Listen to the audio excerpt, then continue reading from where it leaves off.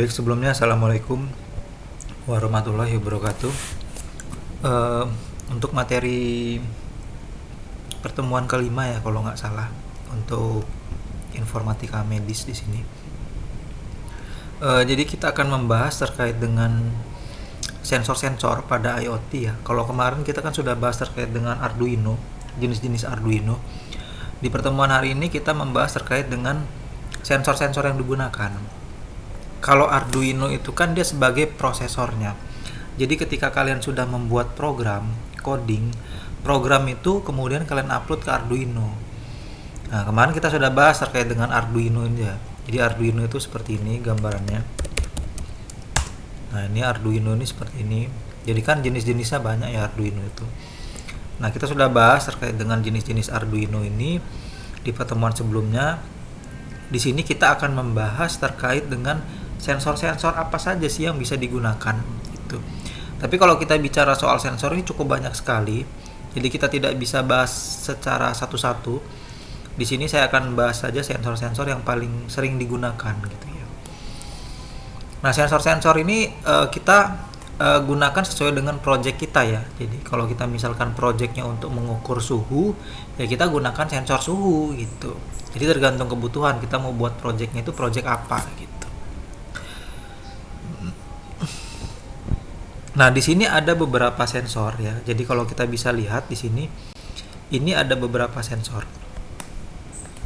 Di sini ada, ini mungkin kurang jelas ya di sini ya. Saya coba cari yang lebih jelas gambarnya.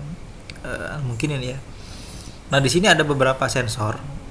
Ini salah satu sensor yang sering digunakan ya. Ini beberapa sensor yang sering digunakan. Cuman kalau kita bicara soal sensor ini bukan hanya ini saja, banyak sensor ya. Nggak cuma ini aja gitu. Nah, ini saya contohkan yang ada saja ya, sensor-sensor yang sering digunakan juga. Yang pertama di sini ada sensor ultrasonik. Nah, sensor ultrasonik ini apa fungsinya? Sensor ultrasonik ini adalah sebuah sensor yang dapat kita gunakan untuk mengukur jarak. Untuk mengukur jarak. Jadi, kalau kita ingin buat project untuk mengukur jarak, itu kita bisa gunakan sensor ultrasonik ini. Fungsinya apa sih mengukur jarak itu? Jadi, mengukur jarak itu fungsinya bisa kita buat project untuk mengukur tinggi badan secara otomatis. Mengukur tinggi badan secara otomatis. Jadi kalau alat mengukur tinggi badan itu kan kita pakai alat meteran umumnya gitu ya. Tapi kalau kita pakai sensor, kita cukup berdiri saja di bawah sensor ini, maka secara otomatis akan menunjukkan berapa tinggi badan kita alat tersebut gitu ya. Nah, kita bisa buat project seperti itu gitu. Itu salah satu kegunaannya. Kemudian kegunaan yang lain apa? Yaitu untuk mengukur jarak gitu. Nah, untuk mengukur jarak ini biasanya digunakan pada kendaraan-kendaraan besar seperti mobil misalkan. Nah, itu mereka di belakangnya itu ada sensor ultrasonik. Kalau kalian bisa lihat di belakang mobil pribadi itu ya biasanya itu ada seperti bulatan gitu ya. Ada 2 titik biasanya gitu. Itu sensor ultrasonik salah satunya gitu. Itu fungsinya adalah ketika mobil mundur itu akan bunyi alarm gitu. Ketika mobil itu semakin mendekati ke tembok, maka akan bunyi tut tut tut tut gitu ya, bunyi kayak bip bip bip bip gitu, semakin cepat bunyinya gitu. Berarti tandanya mobil tuh sedang berada di dekat objek di belakangnya, entah itu tembok atau benda lainnya atau manusia gitu ya. Jadi dia semakin dekat ke objek itu semakin bunyinya semakin cepat gitu ya. Nah, itu menggunakan sensor ultrasonik gitu. Itu salah satu fungsinya. Jadi kalau kita mau buat sensor parkir gitu ya, itu menggunakan sensor ultrasonik ini. Kalau kita pengen buat alat pendeteksi parkir mundur gitu ya. Nah, itu salah satu kegunaannya. Masih banyak kegunaannya tergantung kebutuhan kita. Nah, kalau di bidang robotik, fungsi sensor ultrasonik ini membuat supaya robot itu bisa menghindari halangan secara otomatis. Jadi ketika robot itu jalan, di depannya ada halangan, secara otomatis robot itu akan belok gitu. Nah, itu menggunakan sensor ultrasonik juga gitu. Jadi intinya sensor ultrasonik ini adalah untuk mengukur jarak. Nah, terkait dengan implementasinya tergantung kita mau dipakai untuk apa sensor ultrasonik ini. Apakah untuk alat parkir mundur atau untuk mengukur tinggi badan otomatis gitu, atau yang lainnya gitu ya. Tergantung kita gunakannya untuk apa gitu. Yang jelas sensor ultrasonik ini fungsinya adalah mengukur jarak gitu ya. Tapi mengukur jaraknya ini berbasis gelombang suara. Jadi ada banyak sensor yang bisa digunakan untuk mengukur jarak, tapi cara kerjanya beda-beda. Nah, kalau sensor ultrasonik ini dia mengukur jaraknya dengan menggunakan gelombang suara dengan frekuensi tertentu. Gelombang suara itu ya suara yang dikeluarkan tapi tidak terdengar oleh telinga manusia gitu. Karena frekuensinya terlalu tinggi. Jadi telinga manusia tidak mampu mendengar. Siapa yang mampu mendengar suara dari sensor ultrasonik ini? Ya hewan-hewan seperti kelelawar. Kelelawar dia memiliki kemampuan untuk mendengar gelombang ultrasonik. Kemudian seperti ikan paus, ikan lumba-lumba, nah itu mereka berkomunikasi menggunakan gelombang ultrasonik gitu. Itu sebabnya kalau kalian lihat kelelawar itu kalau dia terbang malam itu dia nggak pernah nabrak gitu. Kelelawar kan hidupnya di tempat-tempat yang benar-benar sangat gelap ya, di gua gitu ya, di hutan gitu.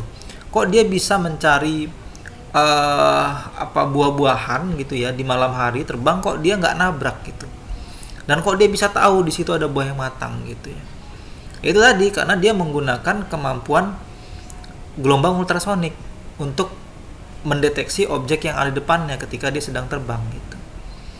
Jadi kalau kalian itu berkunjung ke tempat yang banyak kelelawar, sebenarnya kelelawar itu mengeluarkan suara, dia bunyinya kecil gitu, cicit gitu ya.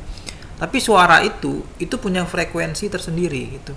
Ketika suara itu keluar dari mulut mereka, suara itu akan mantul ke objek yang ada di depannya. Nah, ketika di depan ada objek, suara itu akan mantul dan kembali lagi ke telinga mereka. Sehingga dengan cara itu, dari jeda waktu antara suara itu dari mulut mereka keluar sampai dengan mantul ke objek yang ada di depannya dan kembali lagi ke telinga mereka, mereka bisa mendengar suara itu. Mereka dapat memperkirakan berapa jarak objek dari diri dia ke yang ada di depannya itu gitu. Sehingga dia bisa menghindari objek tersebut gitu. Jadi itu canggih sebenarnya gitu ya. Jadi sensor ultrasonik itu meniru cara kerja kelelawar itu salah satunya gitu. Makanya kelelawar tuh kalau terbang malam dia nggak pernah nabrak gitu. Karena dia bisa tahu gitu. Bukan karena salah satunya mungkin kalau penglihatan, tapi tidak sepenuhnya penglihatan gitu. Dia menggunakan gelombang ultrasonik tadi gitu. Karena penglihatan kelelawar itu nggak begitu bagus gitu ya.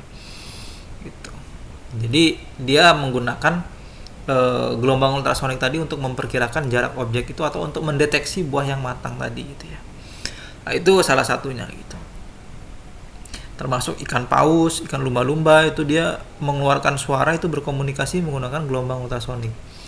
Jadi gelombangnya merambat di dalam air tadi dan bisa didengar gitu ya. Kapal selam kalau kita bisa lihat di sini ya. Kapal selam itu nggak ada jendelanya gitu ya. Kalau kita lihat di sini. Nah, kita bisa melihat foto-foto kapal selam itu nggak ada jendelanya di depannya, nah, seperti ini. Nah, bagaimana bisa kapal selam sebesar ini kok dia nggak nabrak gitu? Nah, kita bisa lihat di sini, ini nggak ada jendelanya gitu. Kapal selam itu nggak ada jendelanya. Kok bisa objek sebesar ini berada di dalam laut, bergerak, kok nggak nabrak gitu loh? Yaitu tadi karena ada sensor-sensor ultrasonik di sekitar kapal ini. Di kapal ini tahu nih, oh di depan itu ada batu besar, jaraknya 5 meter lagi atau 10 meter lagi gitu. Dia bisa menghindar gitu. Jadi bukan pandangan visual, tapi berupa sensor yang mereka gunakan gitu. Ada radarnya di dalamnya untuk mendeteksi gitu ya, objek-objek yang ada di sekitarnya gitu. Itu salah satu kegunaan sensor ultrasonik. Tapi jangan dibayangkan menggunakan sensor ultrasonik ini gitu ya. Ini kan murah untuk project-project aja gitu. Sensornya tentu beda gitu. Cuman prinsip kerjanya sama, sensor ultrasonik juga gitu. Nah, sensor ultrasonik ini harganya cukup murah, sekitar 12 ribuan, 13, 15 ribu gitu ya satunya gitu. Jadi cukup murah gitu. Nah, ini bisa dihubungkan ke Arduino. Jadi kalau kita mau buat project, kita program Arduino-nya untuk bisa menggunakan sensor ini gitu. Nah, kemudian di sini ada sensor PIR namanya. Ini singkatannya PIR ya, kalau saya menyebutnya sensor PIR. Apa fungsinya sensor PIR ini? Sensor PIR ini adalah sensor untuk mendeteksi keberadaan manusia. Gitu ya. Jadi ini untuk mendeteksi keberadaan manusia tadi gitu.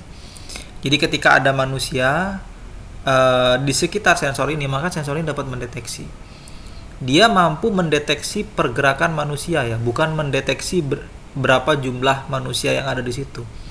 Dia hanya mendeteksi manusia, tapi dia nggak tahu jumlah manusianya itu ada berapa gitu. Nah, ini sering kalian temui pada project-project smart lampu. Ada namanya project-project smart lampu atau lampu-lampu smart yang dijual di online shop itu kadang menggunakan sensor peer. Jadi ketika kita lewat di dekat lampu itu nyala sendiri. Setelah kita tidak berada di lokasi itu, lampunya mati sendiri. Nah, itu menggunakan sensor peer.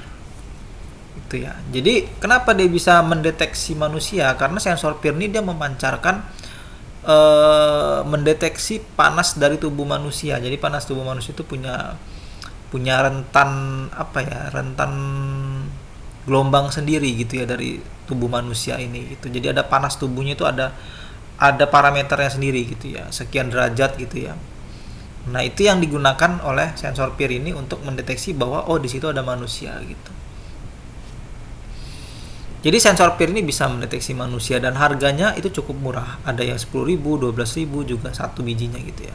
Dan ini bisa kita hubungkan ke Arduino untuk kita bikin project-project, misalkan untuk mengontrol lampu, untuk mengontrol pintu otomatis gitu ya, untuk buka otomatis kalau ada manusia gitu.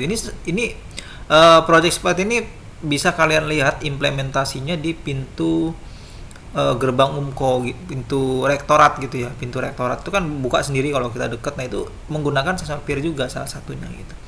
Dia bisa mendeteksi, makanya kalau nggak salah di atasnya itu ada seperti bundaran warna coklat apa hitam gitu ya, itu di dalamnya sensor peer juga itu untuk mendeteksi adanya pergerakan manusia gitu yang mendekat ke pintu itu, maka pintu otomatis buka gitu. Ketika tidak ada orang, maka otomatis pintu nutup gitu.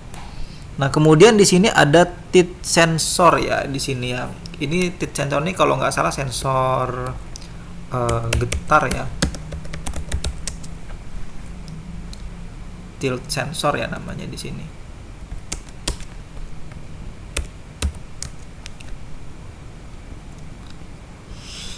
Nah, jadi di sini tilt sensor ini adalah sensor kemiringan. Nah, ini ya, tilt sensor ini adalah sensor kemiringan. Sensor kemiringan ini bisa kita gunakan untuk mendeteksi kemiringan. Misalkan kita untuk buat project robotik gitu ya. Ada project yang dia bisa seimbang sendiri gitu ya, robot seimbang gitu ya. Kalau kita ketik di YouTube di Google robot seimbang. Saya nyebutnya robot seimbang gitu ya, dia bisa seimbang otomatis gitu ya. Nah, konsep dasar robot gitu ya. Nah, ini kalau kita bisa lihat robot yang dia bisa seimbang sendiri gitu ya, nggak jatuh gitu ya, dia bisa seimbang sendiri nggak jatuh, itu menggunakan sensor ini. Salah satunya menggunakan sensor sensor tilt sensor ini, sensor orientasi keseimbangan. Jadi sensor ini bisa kita gunakan untuk mendeteksi kemiringan satu objek gitu. Jadi kita bisa gunakan untuk robotik gitu ya, untuk keseimbangan. Jadi dia bisa mendeteksi ketika ada kemiringan gitu ya, dia bisa tahu gitu ya. Nah, cukup murah juga ya gitu. Kemudian ada sensor fotosintetif sensor ya.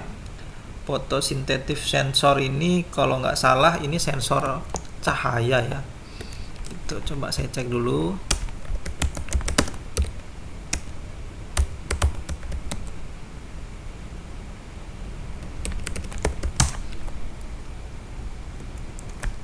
Ya, jadi sensor fotosintetif ini adalah sensor untuk mendeteksi intensitas cahaya, gitu, benar ya. Jadi ini adalah sensor cahaya. Apa gunanya sensor ini? Jadi sensor ini digunakan untuk kalian ketika membuat project-project untuk mendeteksi cahaya. Contohnya apa? Contohnya seperti smart lampu. Ketika kondisi sudah malam, gelap, otomatis lampu nyala. Ketika sudah pagi ada sinar matahari, otomatis lampu mati. Nah, itu salah satunya menggunakan sensor fotosintetif sensor ini. Saya lebih suka menyebutnya sensor LDR gitu ya. Jadi menggunakan sensor LDR ini gitu. Ini sensor cahaya. Tapi tergantung projectnya. Kalian bisa membuat project misalkan untuk smart lampu tadi salah satunya, atau untuk pengangkat jemuran otomatis gitu. Kalau jemuran biasanya sensor hujan gitu. Tapi untuk alat-alat seperti ini bisa gitu ya, pakai sensor cahaya juga bisa gitu. Nah, kemudian ada smoke sensor. Nah, ini adalah sensor untuk mendeteksi asap biasanya. Tapi ini nggak cuman asap saja. Biasanya ada yang bentuknya sama, ada MQ1, MQ2. Ini biasanya sensor ini dikasih nama kode MQ gitu ya. MQ1, MQ2, MQ3. Nah, itu beda-beda fungsinya. Tapi bentuknya sama, mirip kayak gini. Dia bisa mendeteksi asap gitu ya, mendeteksi asap, kemudian mendeteksi gas, kebocoran gas. Jadi kalau kalian buat alat buat alat untuk mendeteksi kebocoran gas itu bisa gitu. Jadi misalkan ketika ada kebocoran gas, maka otomatis alarm akan bunyi gitu. Nah, itu bisa kalian buat alat seperti itu. Nah, salah satunya menggunakan sensor smoke sensor ini gitu. Kalau sensor smoke ini agak sedikit mahal harganya. Ini sekitar 30 ribuan gitu. Nah, kemudian ada infrared barrier sensor ya. Nah, ini kalau nggak salah ini untuk mengukur infrared barrier sensor ini kayaknya untuk mengukur jarak juga bisa ya. Coba saya infrared sensor ya, infrared sensor. Dan dia untuk mendeteksi warna juga kalau nggak salah ya. Coba saya cek dulu ya. Untuk mendeteksi radiasi inframerah ya, baik memecahkan menerima sinyal gitu ya.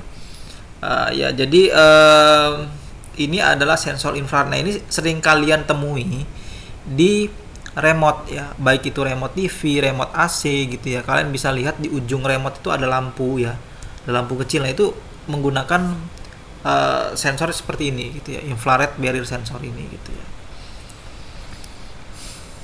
Nah, tapi kalau kita mau gunakan untuk mengontrol AC, tentu kita harus program dulu gitu ya. Ini kan hanya sensornya gitu, programnya beda lagi gitu. Nah, kemudian ada vibration sensor. Nah, ini adalah sensor getar biasanya. Ini kalau kalian pengen buat project-project untuk mendeteksi gempa bumi gitu ya, itu menggunakan vibration sensor ini gitu. Kemudian ada sound sensor. Ini adalah sensor suara gitu. Jadi kalau kalian ingin buat project, misalkan menyalakan lampu dengan menggunakan tepuk tangan gitu ya. Ketika kalian tepuk tangan 3 kali, lampu nyala. Ketika kalian tepuk tangan 3 kali, lampu mati gitu. Itu bisa menggunakan sound sensor ini gitu. Kemudian ada path search sensor ya. Ini kayak sensor saklar gitu kalau nggak salah ini ya. Atau ini sensor untuk mendeteksi bukan saklar ya, tapi ini adalah sensor untuk mendeteksi semacam pergerakan piringan ya gitu ya. Pergerakan piringan biasanya untuk speed sensor gitu ya. Untuk mendeteksi kecepatan satu piringan gitu ya. Jadi biasanya ada di motor-motor, itu digunakan juga ya path search sensor ini gitu ya. Kemudian ada frame sensor, ini juga sama seperti ini ya gitu, sensor ultrasonic sensor infrared ini, flame sensor, dan bisa digunakan untuk mendeteksi warna juga biasanya ya, untuk mendeteksi batas gitu ya, gelap dan terang gitu ya. Nah, kemudian di sini ada laser head sensor ya. Nah, ini adalah sensor laser, biasanya digunakan juga untuk buka pintu otomatis gitu ya. Itu biasanya gunakan sensor laser juga. Biasanya posisinya di bawah kalau dia pakai sensor laser, itu di bagian kaki gitu, bukan di bagian atas gitu.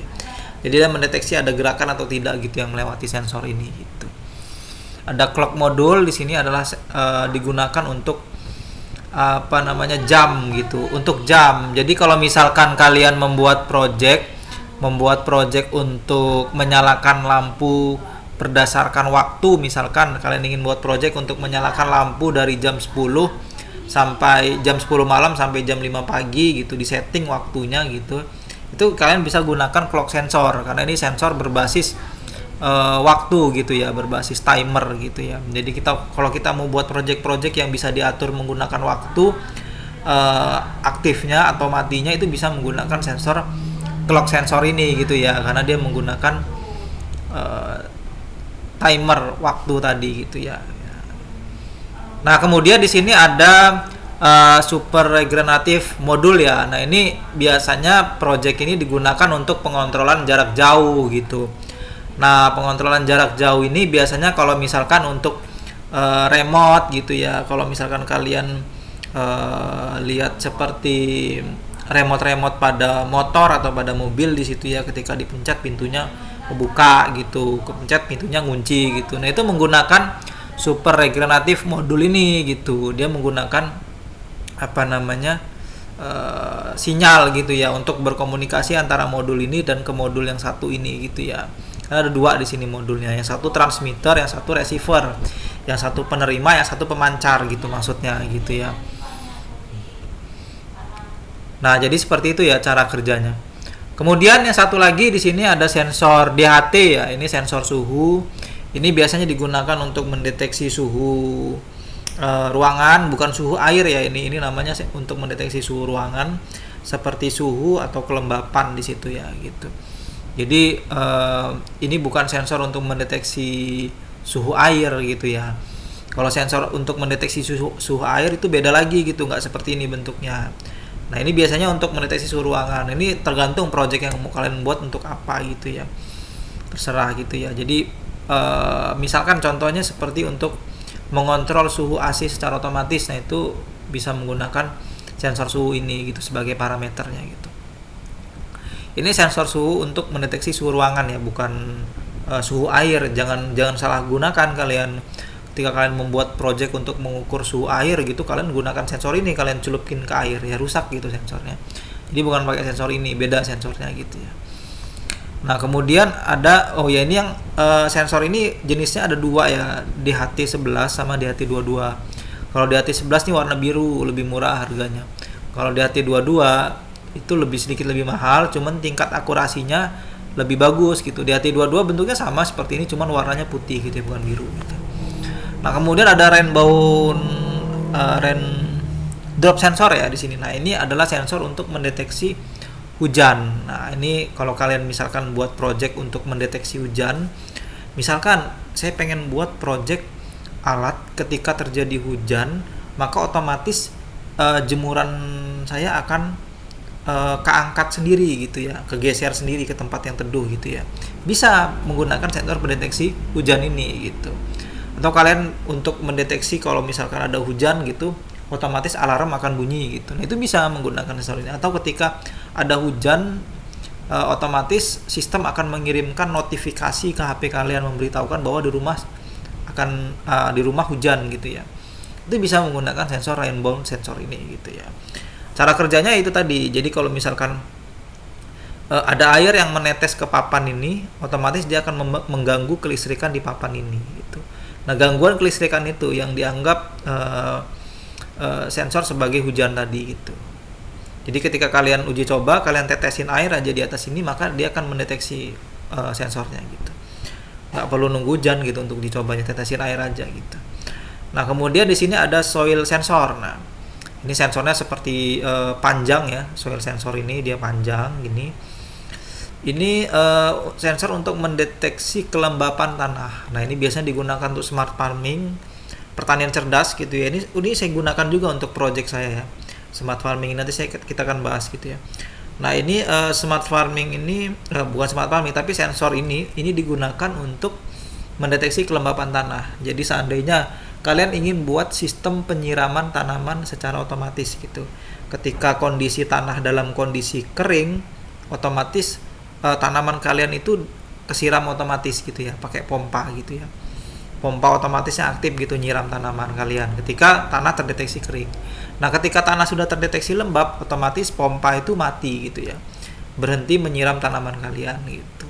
Ketika kondisi tanahnya udah basah gitu ya. Nah, itu menggunakan sensor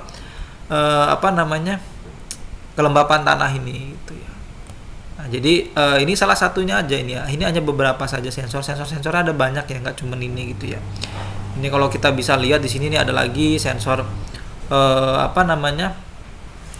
infrared sensor, kemudian ada sensor accelerometer sensor, kemudian ada gyroscope sensor gitu ya. Jadi banyak sekali. Gyroscope ini sama sensor untuk mengukur kemiringan gitu ya. Untuk mengukur kemiringan, cuman dia memiliki tingkat akurasi yang tinggi gitu ya, lebih baik gitu ya. Nah, ini ada sensor alkohol untuk mendeteksi alkohol. Jadi banyak ya sensor-sensor itu, nggak cuman itu aja gitu ya.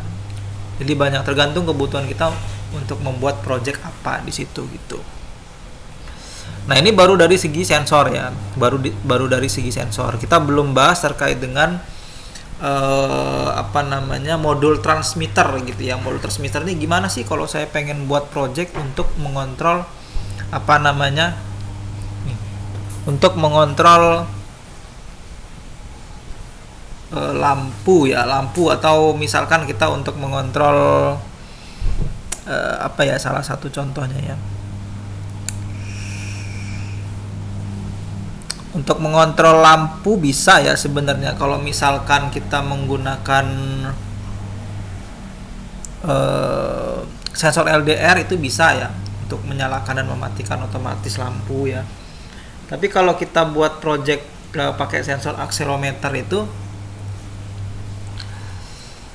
biasanya project yang saya buat itu untuk ketika anti begal ya, sistem anti begal gitu ya. Kalau untuk accelerometer ini ya gitu ya, sensor accelerometer ini. Jadi misalkan ketika motor terjatuh otomatis mesin mati gitu ya. Nah, itu salah satunya gitu. Jadi banyak gitu ya. Nah, satu lagi saya lupa ya. Tadi agak sedikit lupa saya. Kalau kita pengen buat project untuk pengontrolan lampu menggunakan Bluetooth gitu ya, misalkan menggunakan Bluetooth, itu modul apa yang digunakan gitu ya. Itu kan belum kita bahas. Nah, nanti kita akan bahas di pertemuan selanjutnya. Untuk pertemuan hari ini kita bahas sensor-sensor saja dulu gitu. Jadi kalau kita pengen gimana sih, saya pengen buat project untuk mengontrol lampu menggunakan SMS gitu. Ketika saya SMS lampu hidup, maka otomatis lampu akan hidup. Ketika saya SMS lampu mati, maka otomatis lampu akan mati gitu. Gimana sih, modul apa yang dibutuhkan gitu.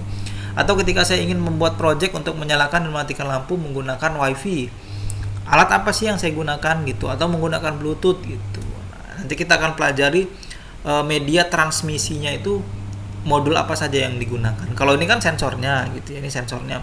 Kalau yang sebelumnya itu adalah Arduino-nya, otaknya gitu ya, di mana tempat kita buat program, kemudian kita upload ke Arduino itu gitu ya. Gitu. Jadi Arduino itu otaknya. Jadi kita buat program, kemudian kita upload ke Arduino itu gitu. Ya, kemarin kan sudah dibahas ya terkait dengan Arduino. Nah, Arduino itu seperti ini gitu. Jadi ini otaknya gitu. Kita buat program itu kita nguploadnya di sini gitu. Programnya kita masukkan ke dalam alat ini gitu. Nah, sensor-sensor tadi itu terhubung ke Arduino ini gitu ya, pakai kabel gitu terhubung ke Arduino, ke pin-pin ini gitu ya. Nah, nanti kita akan bahas lebih dalam gitu ya. Memang agak sedikit rumit ya kalau kaitannya dengan IoT, karena IoT ini kan berhubungan dengan elektronika dan juga berhubungan dengan coding program gitu. Tapi kalian harus perlu pahami bahwa bidang informatika medis itu tidak hanya mempelajari tentang program saja, tapi juga mempelajari tentang basic-basic dari dasar-dasar elektronika tadi gitu. Karena kan kalau kita tahu bahwa peralatan medis di rumah sakit itu kan menggunakan elektronika juga. Kalau kalian tahu alat untuk mendeteksi jantung, detak jantung itu kan menggunakan alat elektronika, menggunakan kabel-kabel, menggunakan sensor yang ditempel di dada, kemudian ditempel di jari gitu. Itu kan menggunakan sensor itu gitu. Nah, ya sensor-sensor yang digunakan mirip seperti ini gitu. Termasuk sensor untuk mendeteksi detak jantung tuh ada gitu ya. Nah, ini saya lupa juga ya, sensor deteksi detak jantung ya. Nah, ini ada sensornya gitu. Jadi kalau kalian ingin buat project, saya pengen buat project untuk mendeteksi detak jantung gitu ya, bisa kalian beli aja sensornya gitu. Kemudian kalian beli Arduino, di program bisa gitu untuk mendeteksi detak jantung gitu ya. Nah, ini project-project sederhana itu sudah ada sebenarnya di YouTube gitu ya, untuk mendeteksi detak jantung. Nah, ini pengkabelannya seperti ini kira-kira gitu. Ini kan sudah ada gitu ya, jalur-jalur kabelnya gitu di situ ya. Jadi yang merah kemana, yang hitam kemana, yang hijau kemana gitu. Tapi ini nggak selalu pasti ya, tergantung programnya. Yang menentukan biasanya warna hijau ini gitu. A0, A1, A2, A3 ini ditentukan tergantung dari programnya, kita tujukan ke pin berapa gitu. Nah, itu kita akan bahas lebih lanjut ya terkait dengan hal itu gitu. Nah, ini terkait dasar-dasarnya ya, kita baru pengenalan karena ini kan masuknya dalam kategori pengantar IoT. Jadi kita fokus ke dalam pembahasan pengantarnya terlebih dahulu gitu, dasar-dasar dulu terkait dengan apa itu Arduino, kemudian apa itu sensor-sensor yang digunakan gitu. Jadi kalian harus pahami dulu itu gitu. Jadi ini sensor-sensor yang digunakan gitu ya. Sensor-sensor yang digunakan itu seperti ini. Jadi banyak ya, kalian jangan salah paham bahwa sensor-sensor dalam bidang IoT itu banyak itu. Tergantung kalian mau buat projectnya apa di situ. Dan nggak cuman satu ya, jadi kalau kalian pengen buat project yang double menggunakan sensor lebih dari satu juga bisa gitu. Yang penting kalau kalian menggunakan sensor yang banyak, kalian juga pastikan Arduino kalian tuh cukup pin-pinnya, jangan sampai pin-pinnya nggak cukup gitu ya. Kalau misalkan saya pengen menggunakan 3 sensor 4 sensor gitu ya, ya kalian pakai Arduino yang besar gitu, Arduino Mega yang banyak pinnya gitu ya. Nah ini supaya cukup gitu ya pin-pin sensornya gitu ya. Nah jadi itu ya terkait dengan pembahasan sensor-sensor pada Arduino ya di situ, ya pada Arduino gitu, bukan pada Arduino-nya tapi yang bisa digunakan dengan Arduino gitu. Kalau Arduino-nya nggak ada sensornya gitu ya, Arduino nggak ada sensor, Arduino ini hanya otaknya saja gitu ya. Kalian buat program coding, kemudian program itu diupload ke dalam Arduino ini, baru sensor-sensornya dihubungkan ke Arduino ini. Jadi yang kalian program itu bukan sensornya, tapi yang kalian program itu adalah Arduino-nya ini gitu, yang kalian program itu. Kalian buat programnya di komputer, di laptop kalian gitu. Setelah udah jadi programnya, kalian colokkan Arduino-nya menggunakan kabel ini ya, kabel bawaannya, kabel datanya bawaannya, kemudian baru kalian upload gitu di aplikasinya itu. Tinggal di-upload aja itu program yang sudah kalian buat gitu. Setelah diupload, baru kalian tinggal pasang sensor-sensornya gitu. Jadi konsep dasarnya itu seperti itu ya gitu. Memang untuk pengantar IT medis ini memang butuh pemahaman yang dalam gitu ya. Jadi kalau kalian nggak paham, kalian jangan diem aja gitu ya. Jangan saya nggak paham gitu, diem aja. Jangan, kalian tanya gitu loh. Lebih bagus kalau kalian tuh tanya di grup gitu.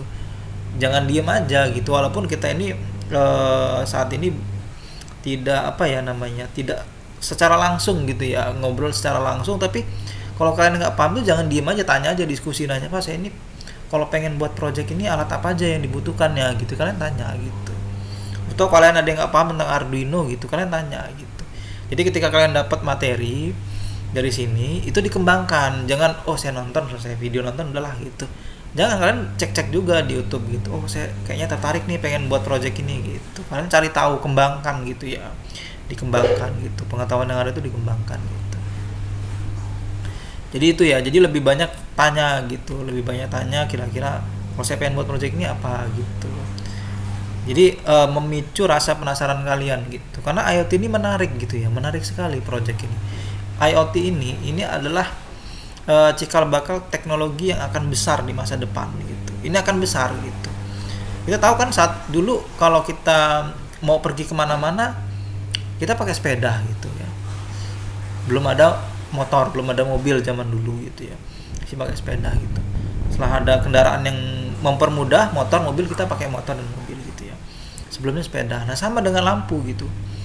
Lampu dulu pakai lilin gitu ya, pakai obor. Sudah ada lampu listrik, ganti lampu listrik gitu ya, lampu yang kuning gitu ya. Ternyata lampu kuning ini boros listrik, kurang terang. Akhirnya ditemukanlah lampu LED gitu, yang warna putih terang gitu. Nah sekarang lampu ini dikontrolnya masih manual gitu, pakai saklar. Kita perlu mencet saklar di tembok gitu ya, cetekan di tembok gitu.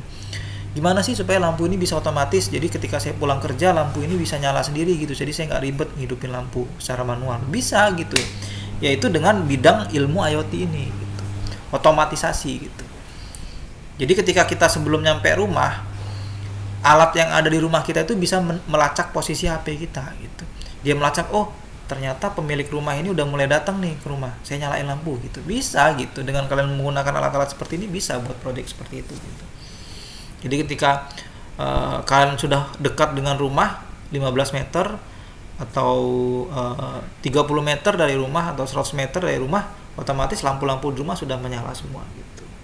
Jadi kalian masuk itu udah otomatis gitu. Kalian pergi otomatis lampu semua mati. Itu bisa gitu. Di luar negeri beberapa rumah itu sudah menerapkan itu gitu. Walaupun tidak semuanya gitu ya gitu. Jadi itu adalah teknologi IoT, ini adalah teknologi cikal bakal masa depan yang bakal besar gitu ya. Pada itu sudah pasti gitu ya, sudah pasti gitu. Karena kita akan bergerak dari manual ke otomatis yang lebih mudah gitu. Jadi itu sudah pasti terjadi gitu. Sebelumnya kita untuk berkomunikasi hanya menggunakan surat gitu. Menggunakan surat manual, ngirim manual gitu. Sudah ada smartphone, lebih canggih gitu. Sudah ada HP sudah lebih canggih, komunikasi bisa jarak jauh gitu. Jadi manusia itu selalu beralih supaya bagaimana sih ini menjadi lebih mudah gitu, dari yang tadinya sulit menjadi lebih mudah gitu. Termasuk seperti pengontrolan lampu, pengontrolan kipas angin, pengontrolan AC gitu. Salah satu proyek penelitian yang saya angkat kan itu proyek pengontrolan AC otomatis. Itu nanti kita akan bahas lebih lanjut gitu ya. Jadi saya buat proyek bagaimana sih AC ini bisa dikontrol otomatis gitu. Ketika kita masuk dalam ruangan AC nyala, ketika kita keluar ruangan AC mati gitu. Jadi itu otomatisasi. Nah, itu proyek itu sudah pernah saya bangun gitu. Nanti kita akan bahas lebih lanjut terkait dengan proyek pengontrolan AC secara otomatis itu. Itu salah satu juga ya. Saya juga buat proyek smart farming ya, smart farming ya, pertanian cerdas gitu. Itu saya buat juga, sudah saya publikasi juga artikelnya gitu. Nanti kita akan bahas itu ya. Itu penelitian saya semua itu ya gitu. Nanti kita akan bahas itu gitu. Nah mungkin itu saja yang bisa saya sampaikan ya. Jadi kalau nggak ada yang nggak paham ditanya, karena nanti apa? Karena proyek akhir kita nanti berbasis alat gitu. Karena saya sudah dapat instruksi juga untuk supaya IoT ini juga nanti proyek akhirnya berbasis alat gitu. Jadi nanti kalian buat program, mungkin alatnya nanti saya akan tunjukkan ke kalian, ini alatnya nanti seperti ini gitu. Nanti saya buat tugas kelompok gitu ya untuk menyelesaikan proyek alat tersebut gitu ya. Dan itu mungkin saya gunakan untuk UAS nanti gitu ya. Ketika UAS nanti proyeknya berbasis alat gitu ya. Jadi seperti itu ya. Jadi makanya kalian kalau saya share video seperti ini ditonton gitu. Tonton karena kalau kalian nonton video kayak gini kan lebih murah ya sebenarnya data yang digunakan juga gitu ya, dibandingkan Zoom sebenarnya. Kalau pakai Google Meet mungkin lebih besar datanya, tapi kalau video YouTube lebih ringan datanya gitu ya. Jadi ditonton gitu ya videonya, jangan lewat-lewat aja. Nanti kalian ketika tugas akhir nggak paham gitu kan, tugas akhir kalian tuh berat gitu, berkaitan dengan program, berkaitan dengan alat gitu. Kalau nggak terbiasa ngeliat materi, nanti ketinggalan gitu. Nah mungkin itu saja yang bisa saya sampaikan ya. Nanti kalau ada yang mau ditanyakan bisa ditanyakan lebih lanjut di grup. Baik, saya tutup untuk pertemuan hari ini. Assalamualaikum warahmatullahi wabarakatuh.